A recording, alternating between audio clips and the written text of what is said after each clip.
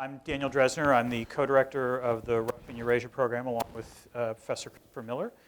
We are honored to have Ambassador Thomas Pickering here to talk about whatever he wants, frankly, but presumably the state of the relationship with Russia. I've been told to start by mentioning two things. First, we are being recorded, so obviously everything is on the record here. And second, that immediately after the talk and the Q&A, there will be a short cocktail reception, and you're all welcome to join us there. I think the way we're going to work this is that I will introduce Ambassador Pickering. He will riff, as he so wants, on the current state of the world, but also the bilateral relationship, however long you want to go. I might, as the take the prerogative of chair and ask him a few questions of my own, and then we will be happy to take questions from everyone in the audience.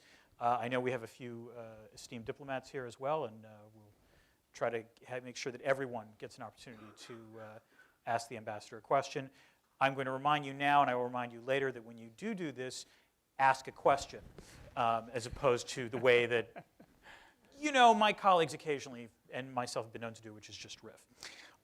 That said, it is a sincere pleasure to have Ambassador Thomas Pickering.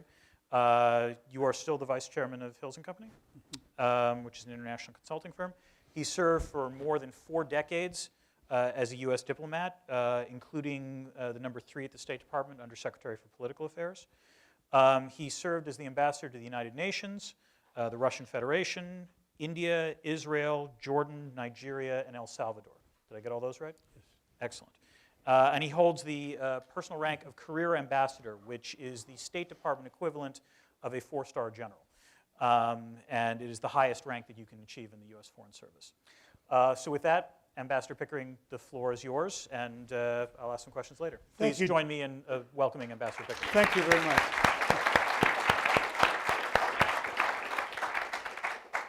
Thank you, Dan, and I want to begin by assuring you that I will listen to you.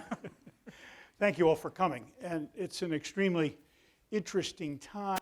I'm afraid it's going to get even more interesting. I came principally to talk about U.S.-Russian relations, so let me describe those a little bit, and then perhaps go into your questions and where things might go from there. But if I were to describe U.S.-Russian relations in a wonderfully expressive Russian word, plokha, which means bad. I could do the same for the rest of the world almost, and this is obviously not to discourage any of you from thinking that there are better times ahead. There certainly have to be. It's hard to see how there can be worse times ahead. Now, having given you the general state of my mind, let me talk about U.S.-Russian relations and perhaps even more about what we should be thinking about doing about U.S.-Russian relationships. The U.S. and Russia have fallen back into a posture which almost has abandoned something that we all love and respect called foreign policy. And we are now in a state of mutual demonization as a substitute or an alternative for trying to deal constructively with each other on most of the problems. This is, in many ways, a posture that is worrying and, in my view, deeply concerning. Simply said, both of us have a near monopoly on the possession of nuclear weapons and delivery vehicles.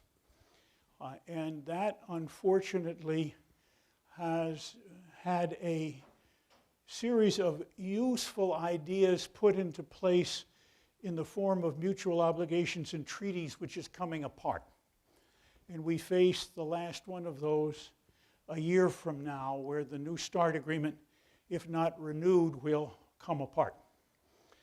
And there are many reasons why it's important for us to keep that. And I won't rehearse them all, but I think a few are worth talking about. One is clearly, after the 1962 Cuban Missile Crisis, both sides were concerned about how and in what way that crisis might lead them to conflict by accident and conflict that might take us down the road to nuclear war. I tell you briefly a very interesting story. In May of last year, I was in Moscow at a session in which there were 15 people interested in arms control on both sides. And there were, on the Russian side, 6 former very senior generals of the Soviet Union and Russia. And the civilian who was running the Russian side of the meeting said to us, General X, who had been chief of staff of the Strategic Rocket Forces, was a lieutenant colonel in 1962. And he was deployed with his battalion of missiles to Cuba. And he went to Cuba, and you would be interested to know he went with the nuclear warheads to Cuba. And you'd be even more interested to know that the lieutenant colonel had the authority to use them. And this was not a comforting, indeed useful way to proceed. And we didn't find out about much of that until 10, 12 years after, when we started to sit down with the then Soviets, later Russians, and talk about what went on in Cuba. But in the meantime, it inspired a whole series of agreements that we tried to put in place to bring stability to the nuclear equation as much as we could. The second piece was that as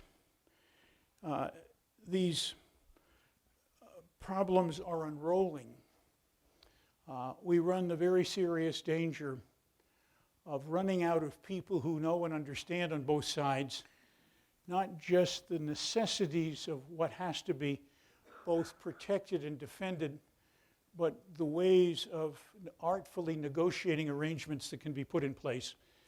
And one of the great advantages of New START is the quite extensive regime of inspection and control, which gives us, I think, very serious benefits for application to new sets of arrangements. And I think that's important.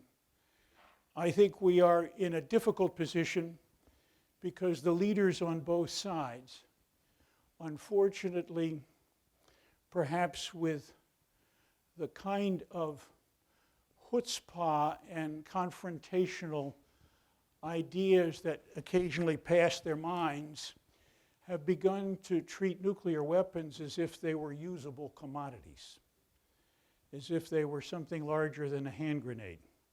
Not much, and that's a problem. The final point is that during the Cold War, we had 70,000 weapons shared between us. And the buildup of those weapons took a long time, and it took a lot of money. And we have spent the time since then building down to the roughly 12,000 we share. Not low enough now, but importantly significant. And where we are is essentially reinventing the arms race of the Cold War in some respects. And particularly the fact that each of us is spending a lot of money on maintenance and improvement. Not that I would not want to maintain nuclear weapons. And I think the real question is how far we go down the road between maintenance and developing new weapon systems and building up the number of weapons in stockpiles. So those are all out there. Beyond that, it is very clear that the demonization has come in large part because of Russian activities in and around the Ukraine. Some of that has been, I think, derived from a move in the US-Russian relationship beginning with Putin's second go at being president in 2011, when there was a very close election for the Duma, and in which it was clearly evident that both Medvedev, who was leaving the presidency, and Putin, who was resuming it, appeared on television between 2 and 3 in the morning, sweating and disheveled, finally revealing the count of that election, which makes my trust in Russian statistics even more, put it this way, skeptical than ever before. But it was, in some ways, a nerve-wracking moment for Mr. Putin. And I want to talk a little bit about what I think inspires Mr. Putin and how he's put it together, and then perhaps just a few moments on are there things that we could do to move the process ahead. I think it would be a mistake to believe that Putin's primary endeavor is to remain in office. And how he does it in 2024 with a number of opportunities is more a question of the selected technique than I think it is whether or not he will do that. Russia has deep problems, particularly on the economic side, which Putin has failed to pay attention to. But he's in many ways made paramount his interest in staying in office, or his commitment to be there, through the adoption, beginning in 2011, in a more strenuous way, of a series of policies based on his judgment about what could unify the Russian people around him. And one of those is the strong Russian tradition for vlast, a leader of power, of decisiveness, of willingness to take risks, but to do so with a very firm hand. Another is that coupled with a strong Russian and deep Russian sense of nationalism, exploited by Putin in two different directions. One, by staking out positive policies that are based on ideas of spheres of influence, of return to great power status, of indeed being one of the controllers of the international community, in part, on the other side, by deep denigration of the United States, coupled with strong arguments that he has only a history of a U.S. forcing Russia, in a time of greatest weakness after the fall of communism, into invidious agreements, into postures and arrangements which were not in Russian interest. Some of that had to do with NATO enlargement. Some of that has to do with the cancellation of the ABM treaty. But the litany is long, and it's not totally untrue. We have never had a perfect foreign policy, and neither has Russia. But the notion that these should be the basis for a foreign policy which exalts Russia's return to great power status and pretensions of controlling interest in the world have made the bipolarity of our relationship one of great significant strain, and we have had fewer and fewer communications. In bad relationships, the hardest thing for the two sides is to overcome the emotion of separation and begin a process of reaching out. And it took in the Cold War years before that finally came, and John Kennedy saw it and I think pursued it and was helpful at cracking some of the ice, and that particularly built on the near, I think, run difficult experience of Cuba. And so there are many sets of problems, and we can talk about those, and I'm looking forward to your questions. I think that one of the sets of problems that's paramount in our judgment is Russia-Ukrainian relationships and where things are now. Another, and we can talk about that, I don't intend to examine it in detail, but I have thoughts about, is Russian intervention in elections, not only ours, but others, around where things are. But on the Ukraine, my sense is that, at least up until now, for a period of a year and a half perhaps, that stalemate has continued, with military exchanges across the 280-mile military line between the separatist Russian-backed forces in the Donbass and the Ukrainian forces. And killings have taken place. 14,000 Ukrainians have died. A significant number, I think, of others have been involved on the other side. We don't know.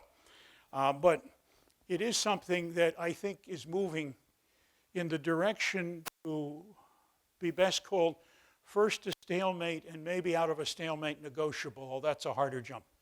But what are the elements that might take a role in a negotiation in moving that ahead, and how they are put together and assembled as building blocks for negotiation is hard to know. But I think one is first and fundamental Ukrainian economic weakness, its inability, its failures to pull together to bring a country essentially rich in both agricultural and industrial strength in the Soviet Union into an arrangement which helps it build on its strengths rather than, in a sense, move from failure to failure. And that, in my view, could be seeded and perhaps leveraged by something we failed to do in the years of dealing with Ukraine, is to put together a very significant incentive to economic advancement in Ukraine with the Europeans, with the World Bank, with the European Bank, with the IMF, with all who might one way or another play. I would even open to Mr. Putin. I don't think he joined, but that nevertheless should be the way of proceeding. And this would be based on working with the Ukrainians to develop a way of reforming and improving their economic situation with significant inputs from outside. And in return, we should expect several commitments on the Ukrainian side. One on the economic side, obviously to work with those who are helping them in a serious way to end corruption, something that's hard to come by, not necessarily there, but is not totally beyond the capacity of man to deal with. Another is perhaps a significantly agreed broad plan about how and in what way these resources can make the best positive impact on Ukraine. On the political side, and I think there need to be political commitments on the Ukrainian side, I can think of two right off. One is that both Ukrainian and Russian should have equal status as languages in Ukraine. And that secondly, the Ukrainians need to think about what previous Ukrainian presidents have talked about, a willingness to provide more authority at the provincial level for getting things done. More of a confederation, not a federation, but something that in one way or another can move things ahead.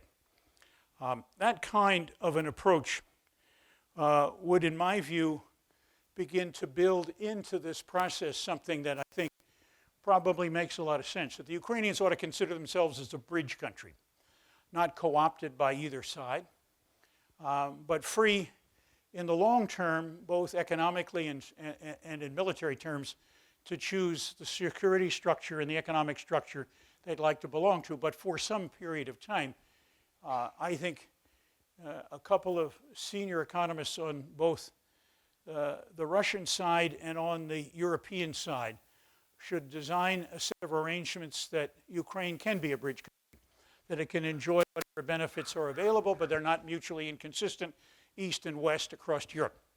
And I don't think that's beyond the range of possibility. It may be that it will not have a very serious benefit in the early stages. I think on the security side, at this stage, it's absolutely clear that the population of Ukraine would vote in very large measure to go in NATO. But it was absolutely clear before Putin played his games that roughly 30% of the Ukraine population, according to the polling data, was ready to join NATO. And I think that this is something that we and NATO can hold off on for a while before putting Ukraine into that kind of a box.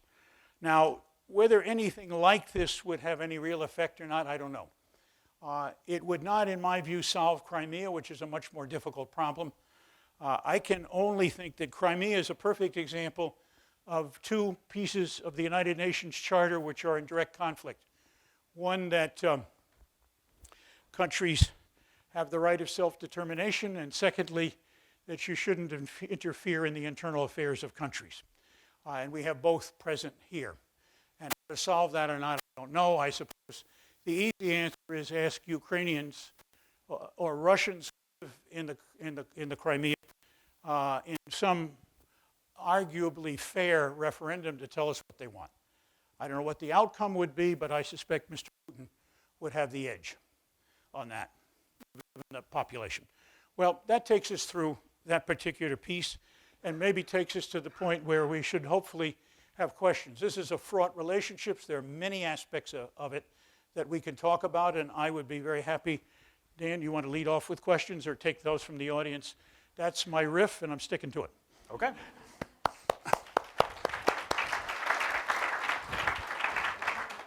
I am going to take advantage of being the chair to ask you a couple questions. Then I will turn to the audience. One question. So, what strikes me is that when you talk about the state of the bilateral relationship, and it's interesting to compare and contrast the U.S. relationship with Russia as opposed to, let's say, the U.S. relationship with China, which is also contentious and fraught at times, but there is also a sort of bedrock of economic interdependence there, which occasionally makes both sides anxious, but also in some ways acts as a sort of mutual trigger that prevents things from escalating too far.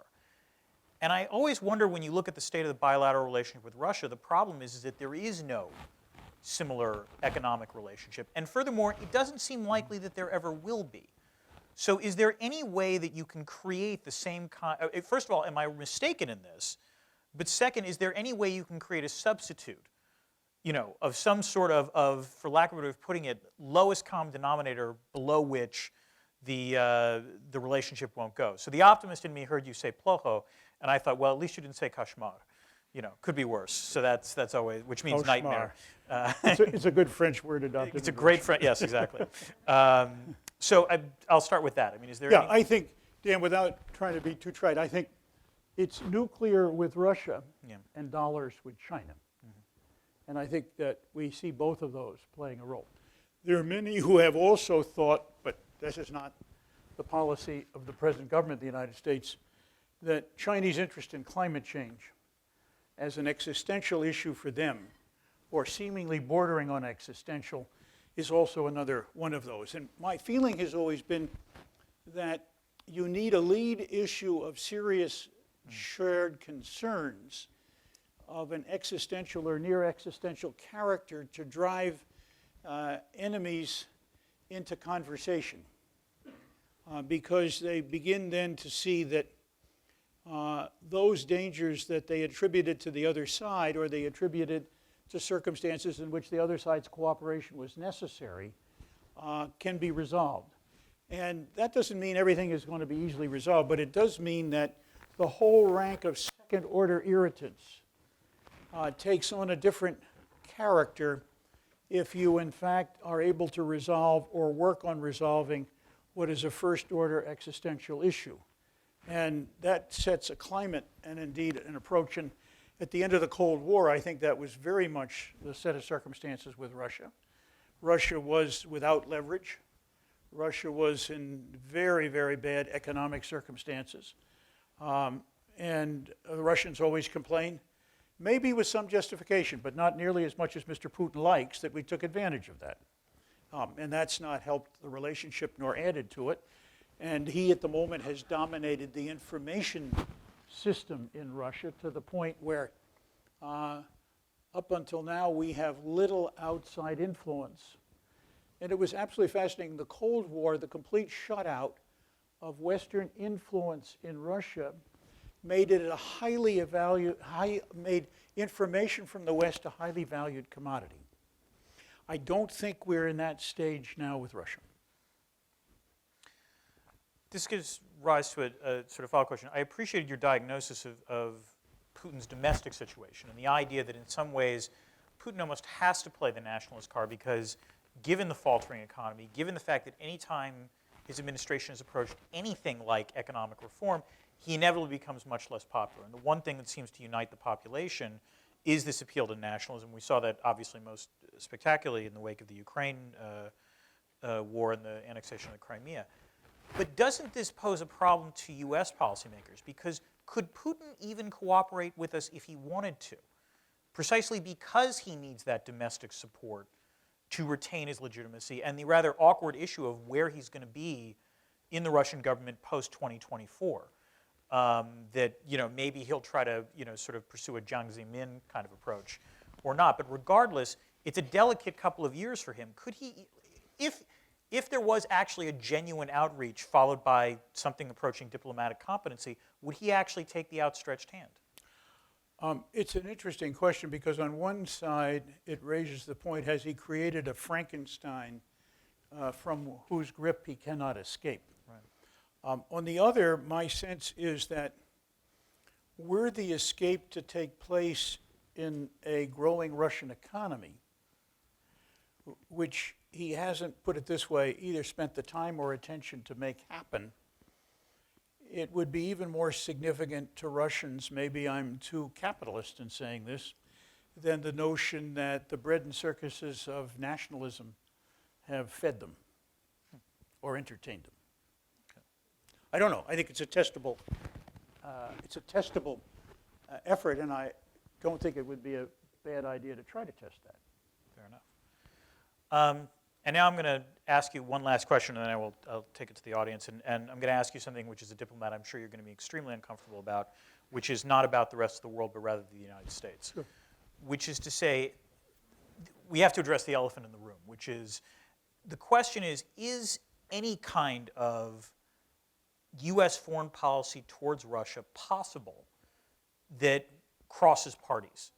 In other words, the country is now so polarized, and Russia has played a role in that polarization post-2016, where the Democrats now look at Russia as part of the reason that Trump wins in 2016. And you have Republicans furious about the fact that Russia somehow has tainted the legitimacy of Trump's victory and so on and so forth.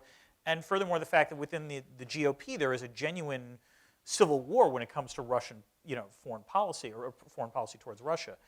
And it's worth reminding that even before polarization, Trump's reset was what, the third, the fourth that has been attempted by an incoming administration, and the one constant in all of them is that they never worked out terribly well.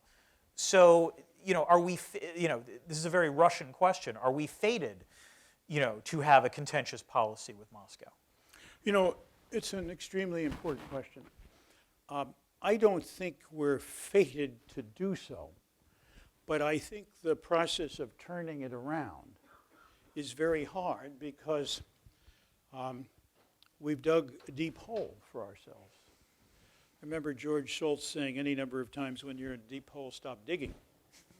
And that's probably where we are. And it's fascinating because Mr. Trump seemingly has some kind of a love relationship with Mr. Putin, but he can't consummate it. So it's like a crush. It's like a crush, in other words.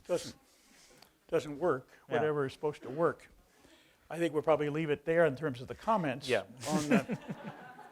on the physical aspects of this. But please, yes. My sense is that I watched the long, hard problem we had in beginning a Cold War effort to look at things like arms control and the presidential leadership it took and the willingness to move.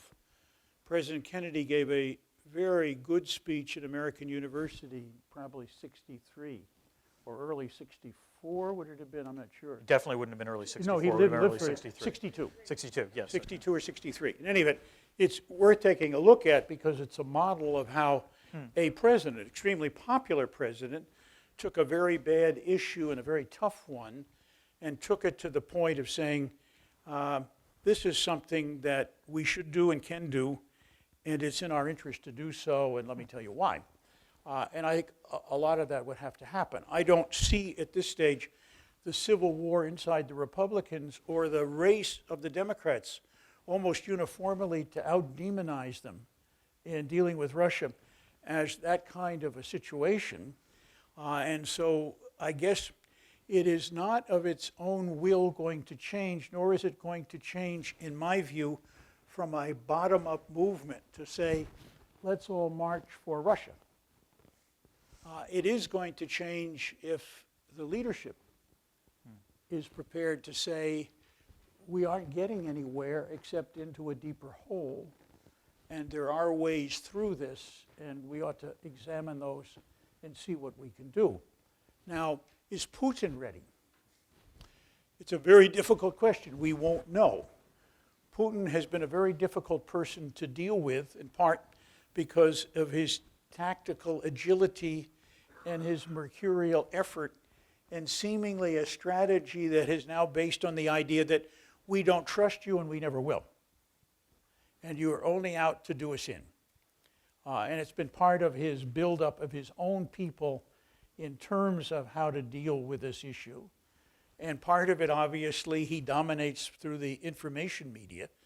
And that part would have to change as well. I think a one-side changed view won't work very well. So I see it as a very hard question. Now, one of the interesting things here is the trilateralism of multipolarity. Give me a sec. Okay, go ahead. Russia, China, U.S. Yeah. And how are they going to deal with it?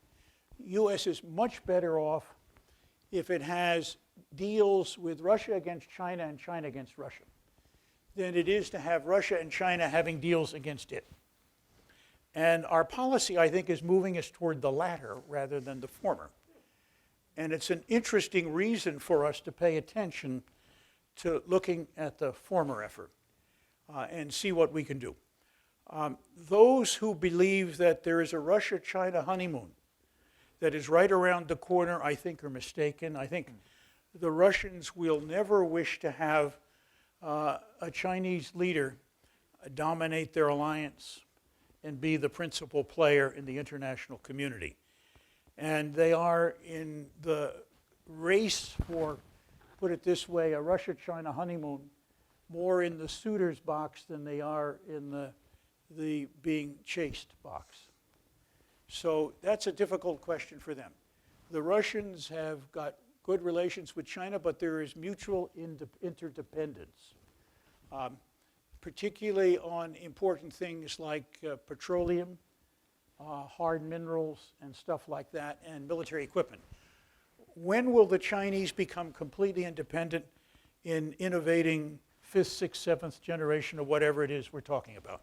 I don't know. They get it from the Russians, but I think clearly the Russian view is the Chinese, whatever it is they buy from us is always going to be one generation behind us, even if we don't call it that, because the Russians themselves don't know. And why do the Russians want so many tactical nuclear weapons? Because they don't have anything like the ground forces on the long border to prevent Chinese incursions, which could be done by civilian marches. And so that's a sensitive area. So to look and say everything is simply splendid and we're successfully driving the Russians and the Chinese together ignores some of those factors. But the tendency in our direction not to think about this question in terms of what we want, but only to see each set of relationships as bilateral and tactical rather than long-term and strategic, I think is a bit of a problem. Thank you. Okay, it's time for me to turn the questions over to you. If you have a question, do we need people to use the mic? Yes, we want people to use the mic. There's a microphone right there. Feel free to stand up and stand in line, I guess. And we have one person coming here already. And please introduce yourself. Ruben Sugaran, Fletcher School faculty, former ambassador to Washington from Armenia.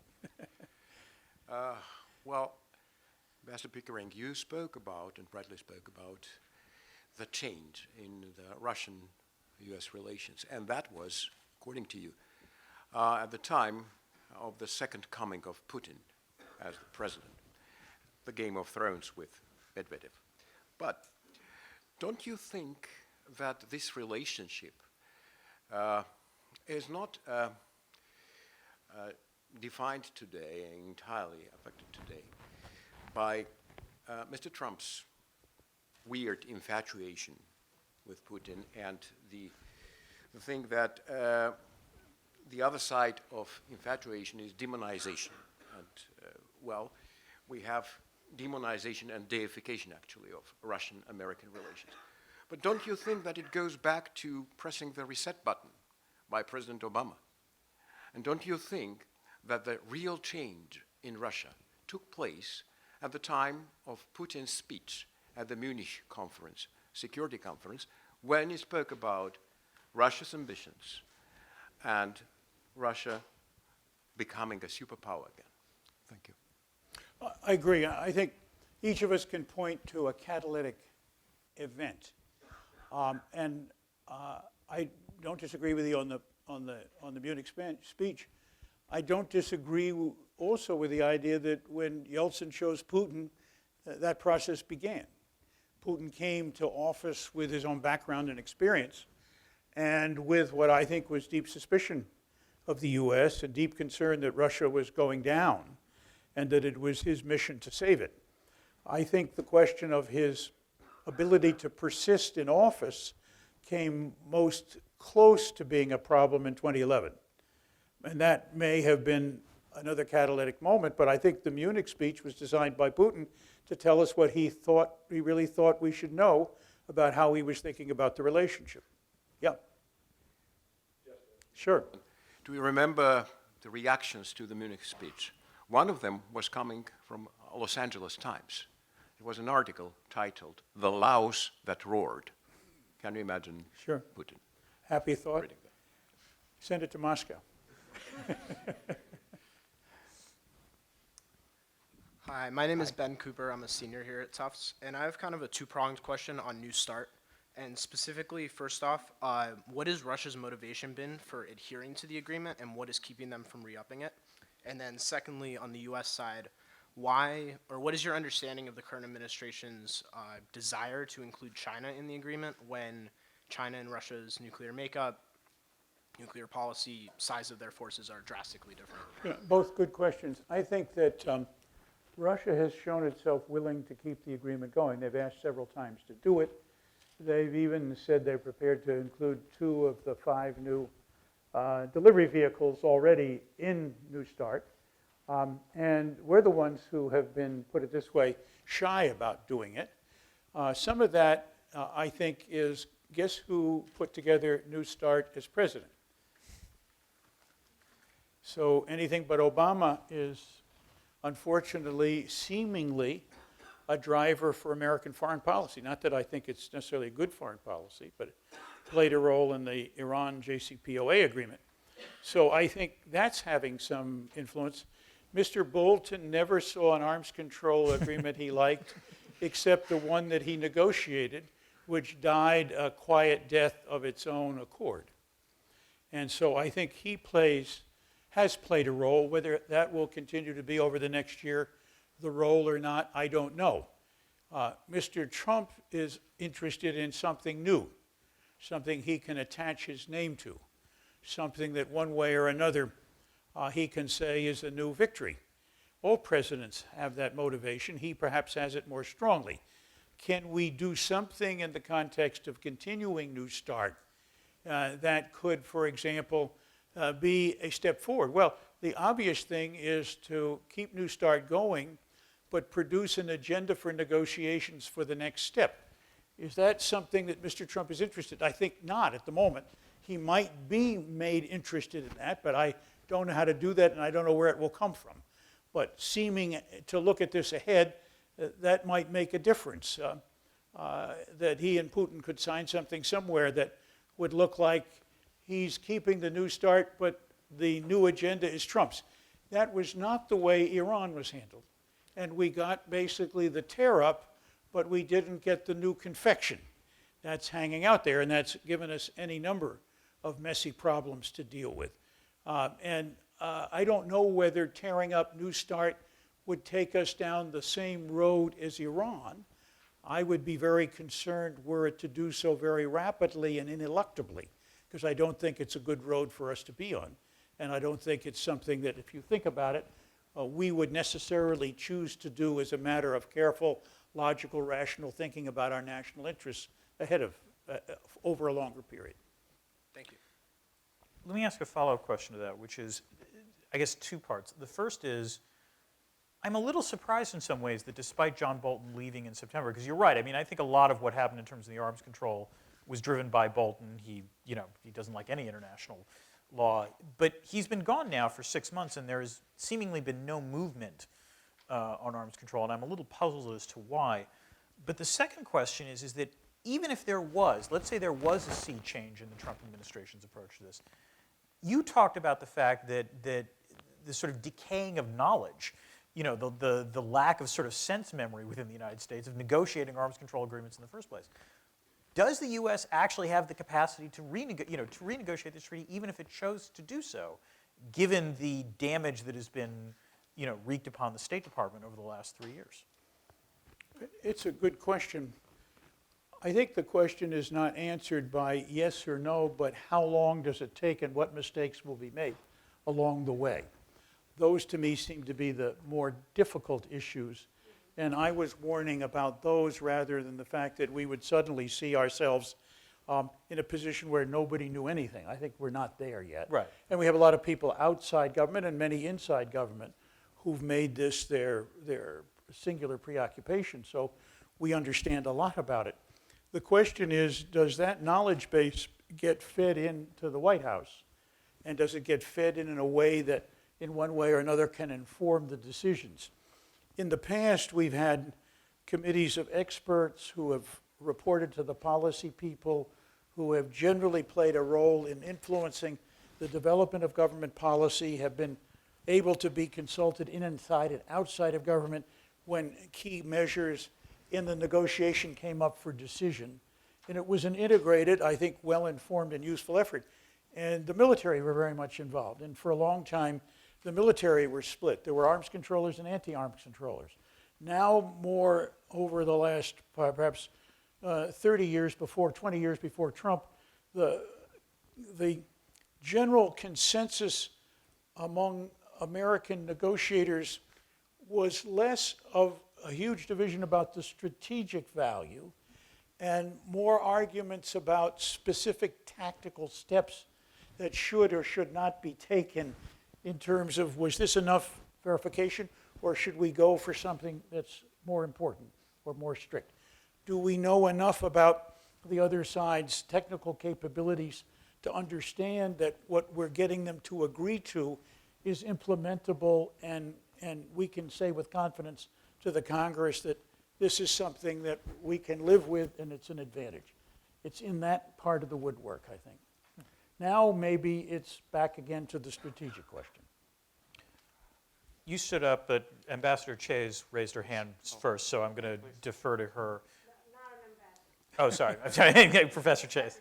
Secretary Chase, yes. So I think the strategy to be developed is the one that you mentioned, to cement New Start and then come up with a Trump-shaped named proposal. Who could do that? Madam Secretary, that will only be useful if there is not another president. Well, what about making that part of the campaign and having close to an accomplishment in Trump's name If you can sell as the, he goes down to defeat? if you can sell the Democrats, Trump will never buy it. And I don't know which Republicans we can sell. And can they sell the man? But it's a key and important question, particularly because between inauguration and prolongation is the blink of an eye. Yeah. And, one could always ask, well, can we hold this open for another 6 months or something like that, if there were somebody new? If he were willing to do it and somebody were to put together an approach to that and find a way to get it to him in a sense that it was not previously advertised as somebody else's viewpoint, you might have a very slight chance of getting it done. But I don't know. And how many of the cabinet secretaries would be willing to take that forward? I don't know. I think that at the moment, they may see those kinds of steps, things that either they don't want to take because the bulk of Republicans and Democrats would initially be against it, because they distrust the Russians and think we have to get out of this agreement in order to be on our own and build up wherever we have to go and make sure we're strong and, out there by ourselves.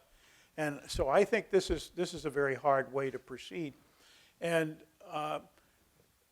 publicly advertised clever solutions are not, in my view, saleable, because they're somebody else's, particularly if the people on the other side look like fuzzy wuzzies.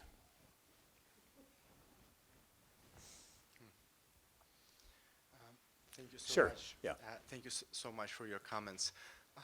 I lived in Russia when you were the ambassador there, And I have to say that you were very, very much respected. After this, I emigrated to the US. I went to the Fleischer School and graduated in '94. My name is... Spasibo большое. It's my pleasure. My name is Vitaly Wexler. And I wanted to ask you a question. Maybe Ambassador Chase asked this. It's the power of personalities. There was only one time when the US-Russian relations were reset by Presidents Reagan and Gorbachev.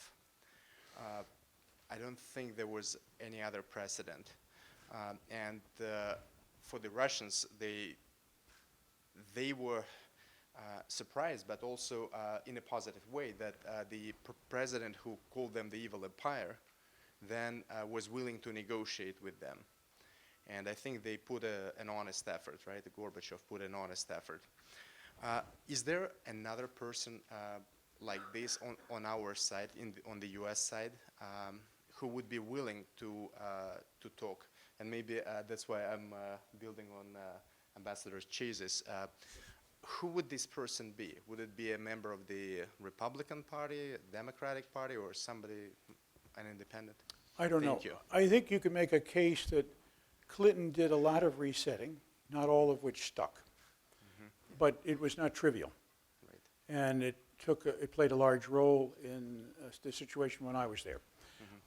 I think that at the moment, you have to know that foreign relations plays maybe a 10% role in US elections. And Russian relations play perhaps a 10% role right now in US foreign relations. So the notion that the public will suddenly grab on and become a major impulse to changing either Republicans or Democrats at this stage is a pretty weak situation. Mr. Putin, even if he's wanted, and he said he's wanted to keep New START, has not had much influence in the United States in bringing that along. And I think Mr. Trump now feels that if he accepts publicly any suggestion Mr. Putin gives him, he will be once again demonized himself and hold himself out at risk. So I see it as a very hard problem. And in a way, this idea that Secretary Shays and I were exchanging views on about seeing whether there is a backdoor entry for somebody the president trusts might be the only way that he might pick up on that. But my own feeling is that maybe it's got to be Sean Hannity on Fox News, and you know what the difficulties there are. Okay. Although, Thank you so much.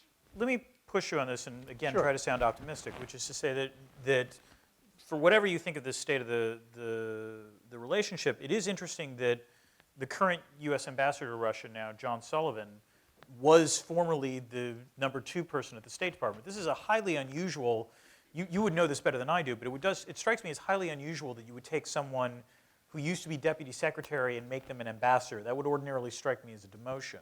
But nonetheless, in this context, that would presumably mean that Sullivan would actually be a reliable interlocutor. He's one of the few people who managed to emerge from the Trump State Department with something of his reputation intact. Is that going to be, and I guess in some ways that it speaks to a larger question for you, which is what is the role of the ambassador, of a U.S. ambassador in a world of foreign policy where presidential doctrine is set by tweet? Very limited. It used to be very limited when presidential doctrine wasn't set by tweet. Right. But maybe slightly more expansive.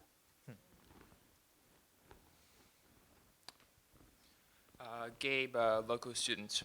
My question pertains to Russia and veto power in the UN Security Council.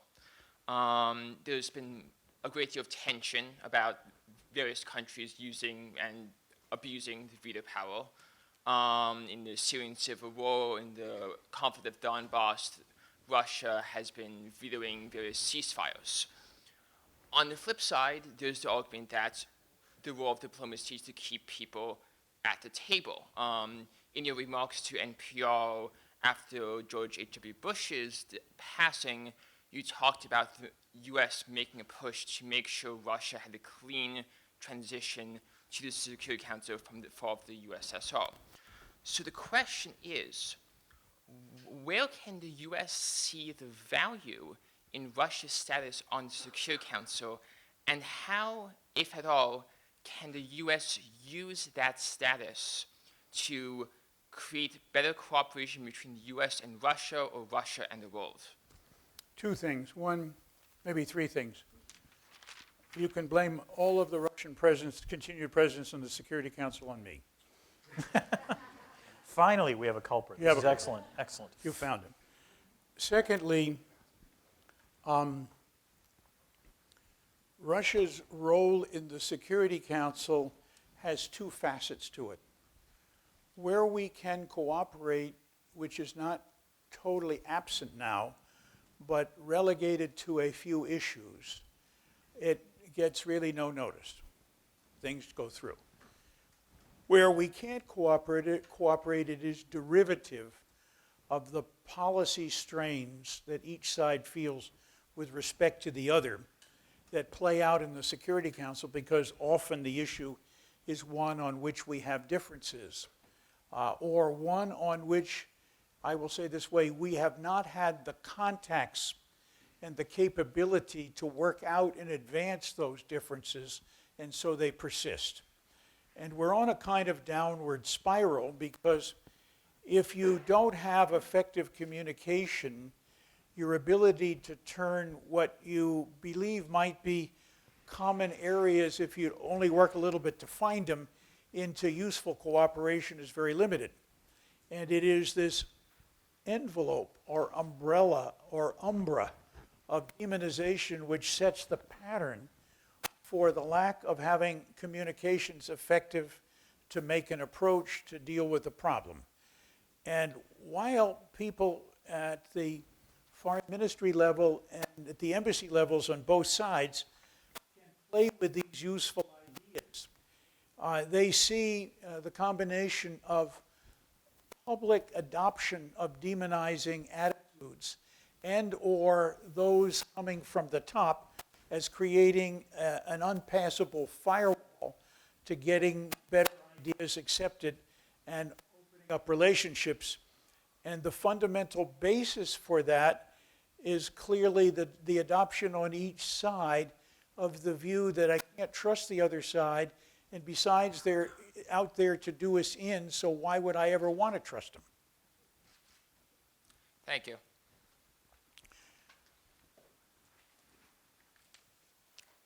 Hi, Ambassador Pickering.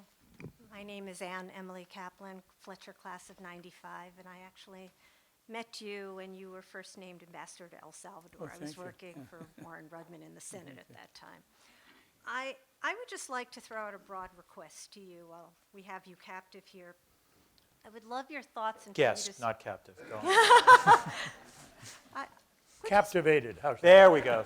You're good. Please just speak a little bit about your current thoughts on the Russian-Iran nexus with respect to Syria right now, Turkey's infiltration, and where you see things going in that region, and perhaps just your observations of where you think it's going to head in the next year or two.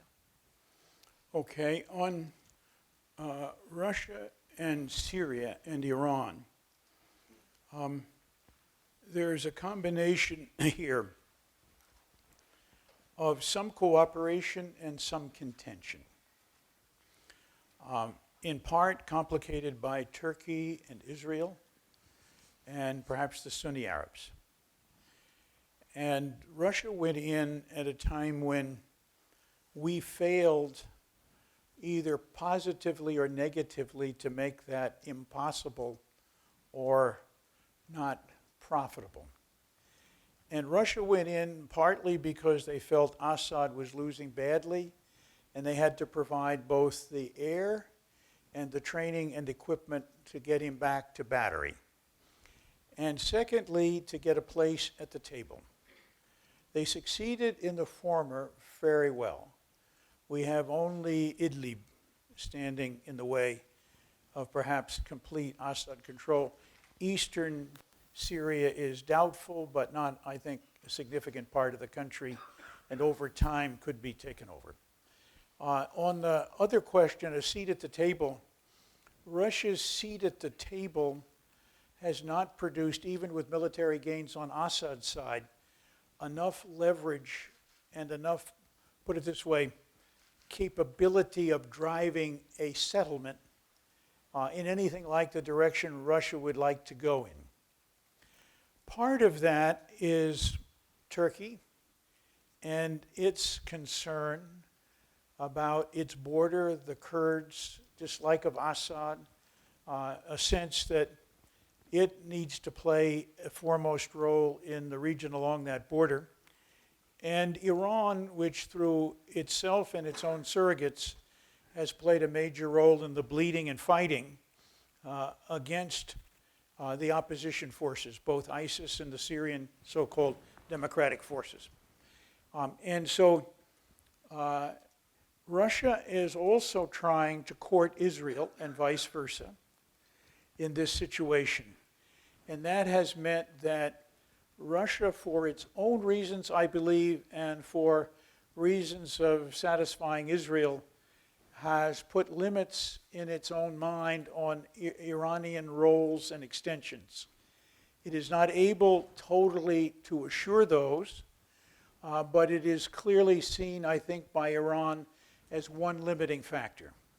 It's offset by Russia's constant willingness to sell Iran whatever Iran would like to buy in military equipment, which obviously antagonizes us and others, but it's part of their policy. But it also, I think, raises the question that Russians have never liked Syrian willingness and interest in projecting itself in a religio-military sense in the region and beyond. And with, 20 million Muslims in Russia proper now, a concern about that population and whether Iran would be a nefarious or could become a nefarious influence among them, even though they're probably a great deal more Sunni than Shia. But the Iranian jihadism is seen by them as something they have to watch out for. So it's never been an entirely smooth and fully cooperating, smooth-running clock, that relationship. And I think that will continue. So where is Russia? Well, if Assad succeeds in driving out the population at Idlib, which the Turks are certainly not going to receive, that would put them in a position to say, well, we have militarily solved the problem. Will Russia go home? Will it stay? Russia clearly wants the air base, it clearly wants the naval base, clearly wants the influence it wants to play in the region. I think it will stay.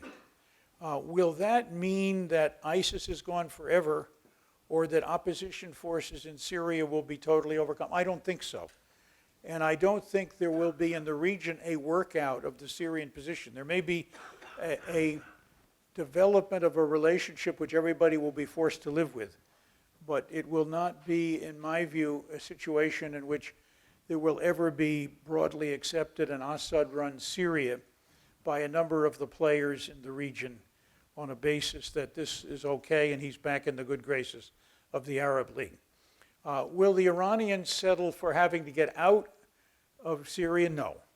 Will the Russians settle for Iranians in the far west of Syria? Probably not.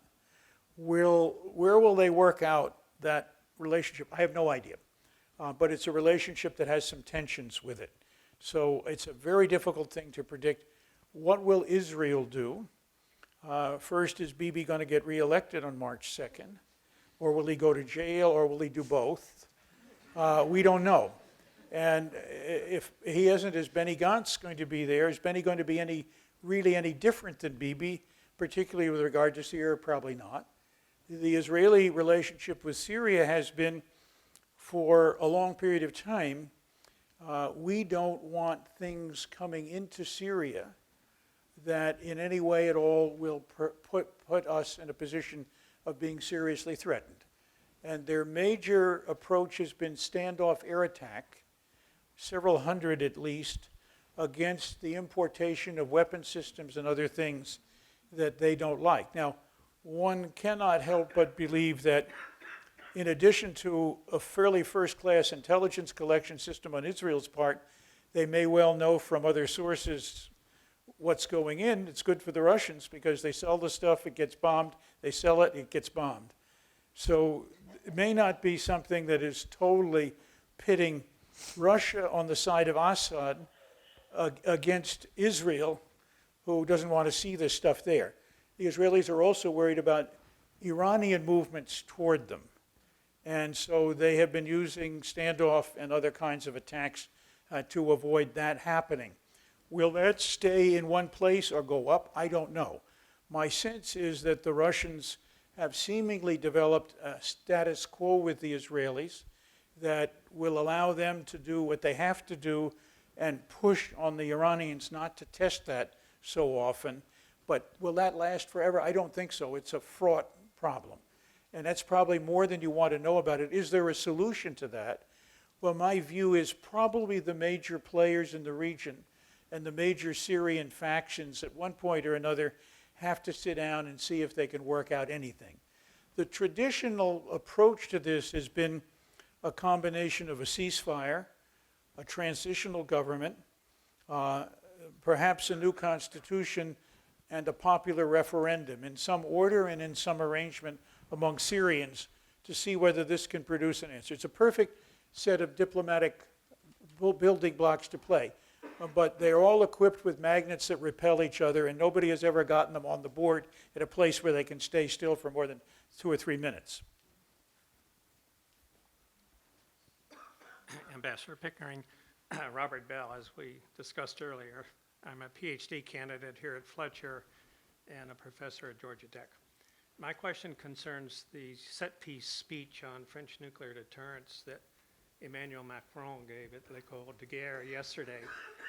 And as I read it, what seemed to be new was his offer or his assertion that France could no longer stay on the sidelines in terms of formal arms control, particularly in the wake of the demise of the INF Treaty and the weapons development that's following on each side. So going back to Antonio Chase's question about an intermediary, do you see any possibility that Macron, who's also pushing for sort of a reset with Putin, could step into this void and with maybe credibility that no one else would have, approach the British and the Chinese and get them to agree to some sort of cap or freeze on tactical or theater systems in return for, say, a U.S.-Russian agreement to extend New START for 5 years and then spend those 5 years trying to figure out some ultimate solution for the two? You know, Bob, it's an interesting idea, and we've seen Macron on the Iranian side try some interesting pieces. I thought his last effort with respect to Iran was good, but suffered from grandiosity. There were too many big steps, too much of a bargain, and not enough staged, we'll trust you if you do this for a couple of months, then we'll go on to the next piece. But I think the idea here is interesting. I see absolutely no appetite on China's part to make a grand gesture to persuade Russia and the United States to do something that might not be in their overall interest, wind them into an arms control forum that down the road will always keep them in a second-class status. Even though we know that China's major strategy strategically has been, all we need to be able to do is enough damage. We don't have to destroy your entire country. Whether it's 1 or 2 cities, you know, we all can take differences about that, but it seemingly has been what one would call minimalist massive destruction. And so would the Chinese be prepared to give that up at this stage? I don't know. The third thing is that I think Trump, to be ensnared, has to be engaged in a Trump idea, not a Macron idea, unfortunately, or whatever you may consider it. And could this idea be sold? Well, the idea, you know, it could be presented to Trump, well, this is the answer to your prayer, the Chinese will be there, or they'll be there in 5 years, or whatever else you want to do. My final point is that you said tactical weapons, and my view is that it's much more turning on strategic weapons. And if they would accept a limit on strategic weapons, that might be a very firm contribution. I think the British would have no trouble. I think the French would have no trouble with strategic weapons. Whether the Chinese at this stage would be willing to do this, they certainly have begun for a long time to vary their delivery vehicles to escape the notion that they're a small number in fixed silos, that everybody knows where they are eventually, and try to get mobility involved in protection and submarines and things of that sort. Now, whether they would trust that or not, I don't know. So I think China is the hard bit. France is not, in my view, basically well equipped to sell this to a Trump administration or a Trump. And were the idea to emerge somewhere else, maybe from the White House, it might be easier to put it forward. Thank you. The question about Macron gives me to a follow-up question. You talked before about the sort of trilateral version of multipolarity, and the three obviously being the United States, Russia, and China. I want to ask a question about Europe, which is one of the sort of, bedrock assumptions you can argue of U.S. grand strategy since containment that has persisted past the Cold War has been the idea that the transatlantic relationship, is sort of an anchor of however the U.S. thinks about the world. And you can also argue this has changed under the Trump administration, that this is easily the administration that is honestly the most hostile to Europe and the European Union since the invention of the European Union. What I'm curious about is whether or not you think this will push Europe towards something that resembles a common foreign policy. They've been making feints in this direction for decades now, but we now have a new European Commission that seems bound and determined to talk about Europe as, a global actor. We've got, the Europe's foreign minister actually saying, look, we need to think about Europe's power in a more realpolitik way. Now, we've been down this road before, and so there's a way in which I'm skeptical of this. And I guess I want to know is, should I continue to be skeptical, or is in fact we could wind up in a world in which Europe winds up being that fourth, great power? I would say that what you've sketched out sort of is like builders working on a building, and they've now begun to get the vision of what the gold dome looks like. In the meantime, the foundations are washing out from under the structure. So, and unfortunately, the paradigm up until now has been an interesting one. American leadership, but not total American dominance. And particularly during the Cold War, the French less than the British, but the British more than anyone, were helpful in giving us thoughts and ideas, strategies and tactics and support.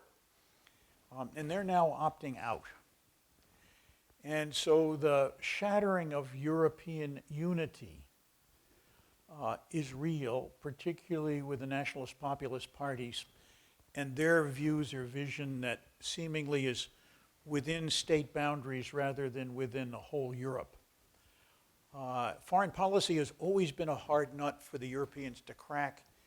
They have been extremely proud of wanting to conduct their own foreign and security policies and coordinating them, but never to sublimate them to single actors in the system. And that is something unlike trade negotiations that hasn't come Where along. they have succeeded in doing that. Yeah, they have succeeded pretty well in doing that. And so it was the next step that a real European Union should have taken 20 years ago, but became wound up in what I would have called overwhelming fascination with nitpicks that tended to, put it this way, put the dotted lines in cul-de-sacs as opposed to seeing the grand highway ahead. And I think this is too bad. It's easy to criticize because they didn't do it. But it's harder to criticize because we know what the opposition was internally to going this far. And some of that is now taken form in a very public and very I think, difficult way in Brexit, and in maybe other exits from the European Union, which is, I think, not in our interest and a serious mistake. Final point is, this administration has been very negative on multilateralism. Maybe that's America first, last, and always. I don't know. And maybe it's because the art of the deal proclaims that we are paying too much for multilateralism and sucking too little out of the multilateral framework to our own advantage. Although my sense is this can never be measured in dollars and cents.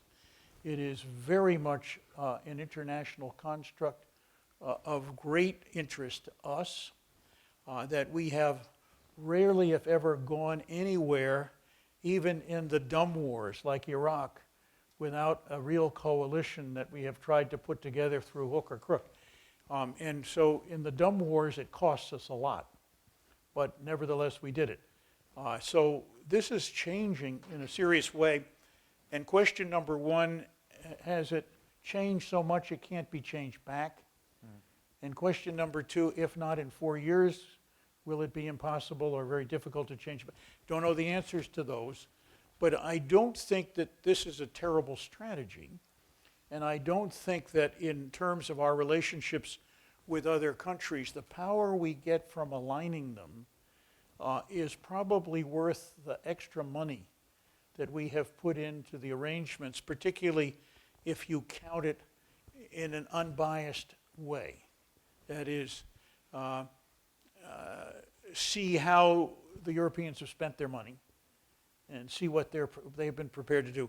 The notion that 2% will provide us a huge bulwark against the Red Army coming through the Fulda Gap is okay, but that isn't here any longer.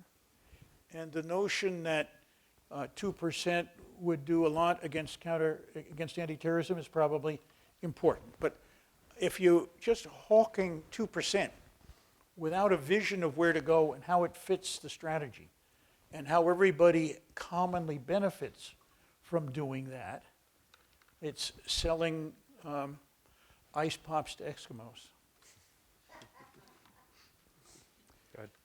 Good evening, sir. My name is Alan Cummings. I'm a second-year student at Fletcher. First, thank you for coming and speaking with us tonight. Thank you. I'd like to circle back to the arms control discussion. And you mentioned in your remarks that the Cuban Missile Crisis had a galvanizing effect on arms control. So, given the less than rosy prospects and trajectory of arms control as it is today, the longer we follow that trend line, are we increasing the odds or standing into danger that a 21st century Cuban Missile Crisis is the only shock that will provide the existential threat needed to spark cooperation? It's a very good question, and I guess people who don't remember history have to learn it over again, although history repeating itself exactly isn't the same. Mark Twain said it rhymes. And so I don't know that it's inevitable, but the point is that if we forget all about the Cuban Missile Crisis and our leadership is driving toward a significantly large expenditure on improving our nuclear posture and the Russians the same, are we indiscreetly repeating the early days of the Cold War, building toward 70,000, if you could call it that? Or do we have a better and more important strategic idea? If we do, can we get rules of the game in place that allow us to modernize, improve, but keep the strategic balance in shape? And qualitative improvements don't necessarily have to be matched with quantitative improvements. And so all of that has to be factored into the thinking. And the rules of the game which we developed for ourselves over the years had to take into account those arguments and those questions. Technology continues to move on. It moved on with MARVs. It moved on with submarines. It moved on with longer-range missiles. It moved on with a lot of things that one way or another are part of the new technologies coming along. And so hypersonic and heavy ICBMs and, endlessly propelled submarines and all the rest. So those are things that we should be looking at and thinking about not just can we build an effective deterrent and an effective counter, but can the rules of the game also help us to manage that problem, and does that help us save money that we probably, if we spend, will not reap any real benefits from? And as a follow-up to that, how does that change in a trilateral argument versus the bilateral stability that was addressed in the Cold War? Well, we went into that a bit, and in a sense, you may be right that effervescent and growing China will see its economic muscle and its political influence as more important than its strategic nuclear posture. If that's the case, does that mean that we can, with some safety, with the Russians, build down rather than continue to build up or continue to make change in some other direction that perhaps makes the strategic relationship more fraught and less subject to stability and predictability? And those are the challenges. And I don't know the answer to that question. The Chinese have always taken a very low posture on the size of their nuclear development and delivery vehicles. They've taken a very high posture on intermediate range missiles because of the Taiwan business. And that's sort of crept in now, and that's something we will want to think about. They don't affect what I would call Central American strategic interests in the region with respect to the protection of forces and the treaty commitments we have with Japan and Korea. They could with Korea, I suppose, they could with Japan. But they're not now located necessarily to do that. So there would be some interest, but the interest is, are land-based missiles the only things that are covered by INF, and we happen to have a significant sea-based and air-based capability. So is that sufficient to deter? Do we need one for one? Or can we, as a result of both the combination of our strategic posture and such other capabilities we have, look at this as a useful offset?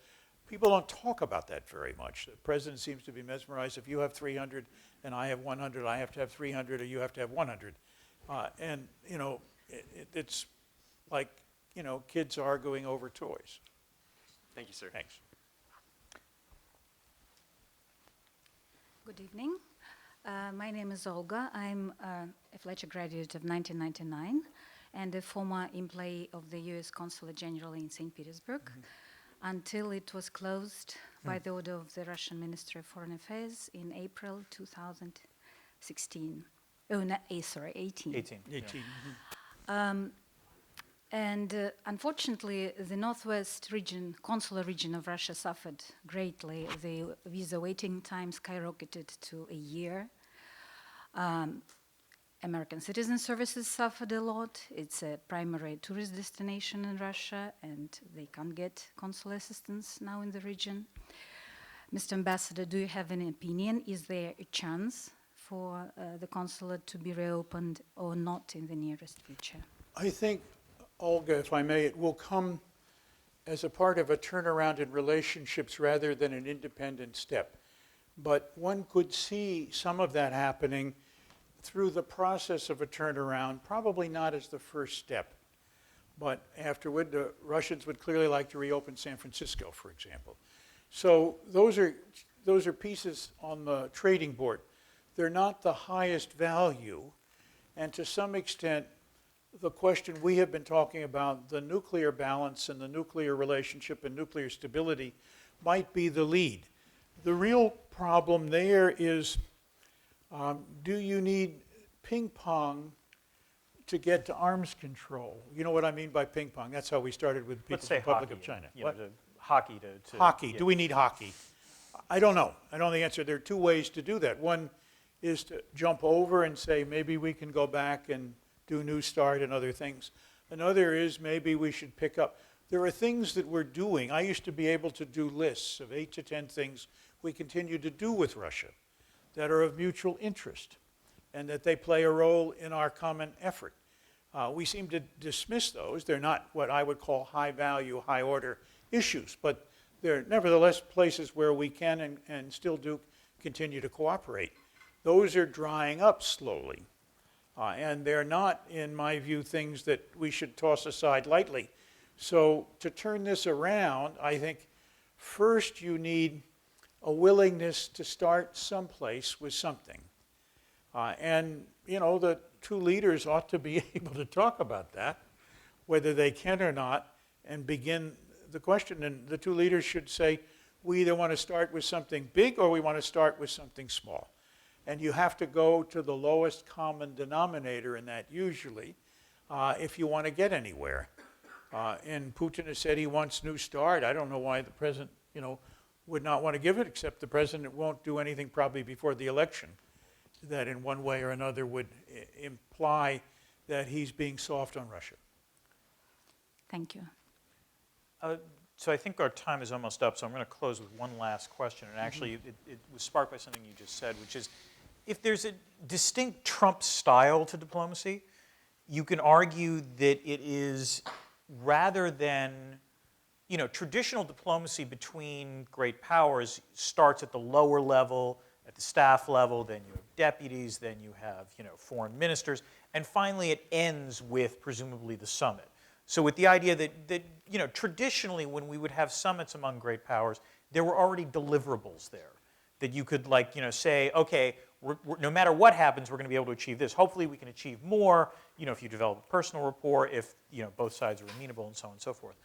What's striking about the Trump administration is that it almost seems to work in reverse, which is the president is so addicted to the glitz of summitry, and we've seen this most clearly with, I think, Kim Jong-un in terms of the summits he's had. But you could argue this also extends to the meeting in Helsinki with Putin and some of the other marginal meetings with Putin, where he likes the theater of the bilateral conversations and, you know, claiming that he's achieved these great deals, and yet, you know, they're Potemkin negotiations. There's no follow-up, or there's no substantive follow-up.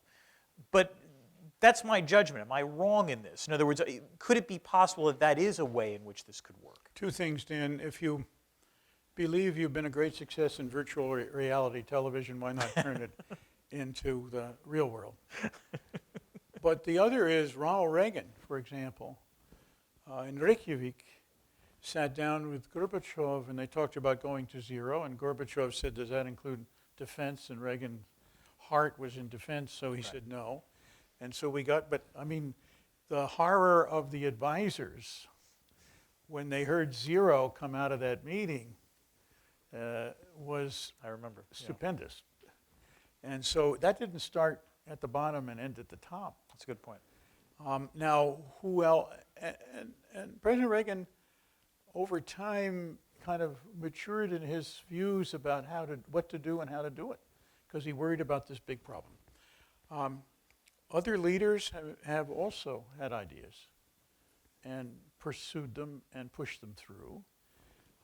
And when they had them and how much did they engage below or, you know, examining them, I don't know. But not all of the great ideas came up from the woodwork, and not all of the bad ideas came down from up top. What's a hopeful note to end on? Hopeful note to end on is we haven't had a nuclear war yet.